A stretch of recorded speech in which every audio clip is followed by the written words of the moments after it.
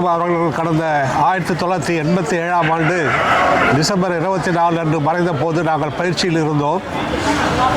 அந்த பயிற்சியில் இருக்கின்ற போது எங்கள் அனைவரையும் அவருடைய இறுதி ஊர்வலத்திற்கு பந்தோபஸ்த் பணிக்காக எங்களை சென்னை அழைத்து வந்தார்கள். மறுநாள் டிசம்பர் 25 அன்று ராஜாஜி ஹாலில் இருந்து அவர் பூத உடல் வைக்கப்பட்டிருந்த அந்த இடத்திலிருந்து அந்த ஊர்வலம் பீரங்கி வண்டியில் அவருடைய பூத உடலை வைத்து நடைபெற்றது.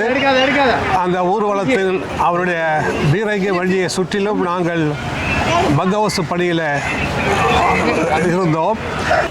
எனக்கு காவல்துறையில் இருந்ததுனாலே, அந்த பணியில் இருந்ததுனாலே அவரை அந்த குழியில் இறக்கவும் அவருடைய அந்த இடத்திலே நான் உப்பை அள்ளி 3 முறை போடவும் ஒரு மகா பெரிய பாக்கியம் எனக்கு கிடைத்தது.